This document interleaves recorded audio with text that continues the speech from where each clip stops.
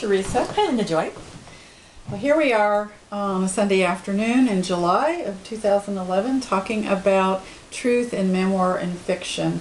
And we're really good people to be talking about this because your book... Yes, I am Teresa LeYung-Ryan, author of Love Made of Heart.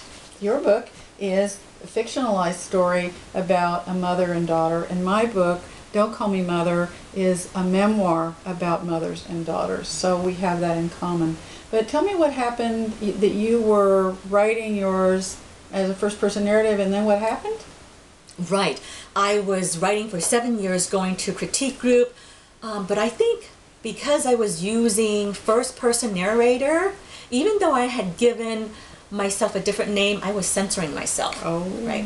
Worrying about am I showing myself as Pollyanna, right? Too kind. The self-critique. Right. So, but after 7 years of writing, magic took over. 3 voices stepped into my head. The protagonist, Ruby Lynn, her mom, her beautiful mother who suffered mental illness, just like my mom, Vivian, and the voice of an elderly neighbor, Mrs. Nussbaum. As soon as Mrs. Nussbaum's voice stepped in, I gave my protagonist a witness to her story. And in my work with people on the healing power of writing, one of the things that really helps is to have a witness to the story of trauma, abuse, mental illness, and things like that. So I imagine that was helpful for you. Well, my story was going to start out as fiction, but I was in a writing class where I had just written a lot of dialogue between a grandmother and a mother who hadn't forgiven each other yet for my mother's mother left her behind when she was a little girl. My mother left me behind, and I was the witness to their struggles.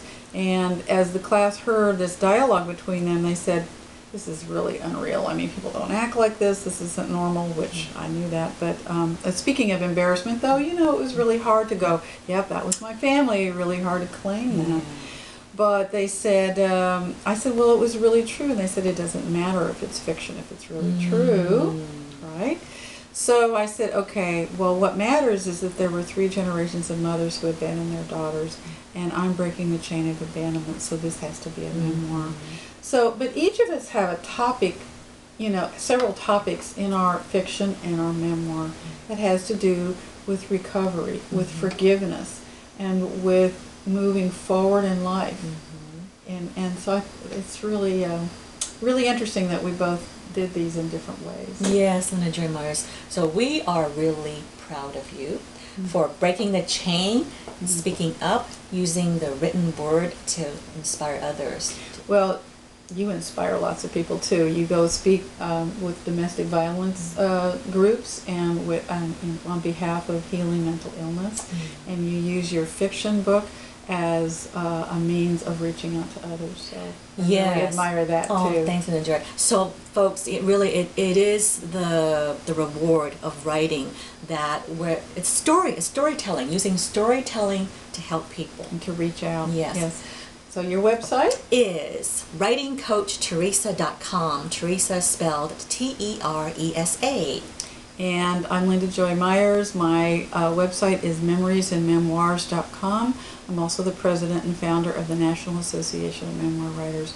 Well, we're going to have a series of conversations, so keep an eye out for us. We're going to talk again about memoir, fiction, truth, and craft. Right. See you later, folks. Bye. Bye.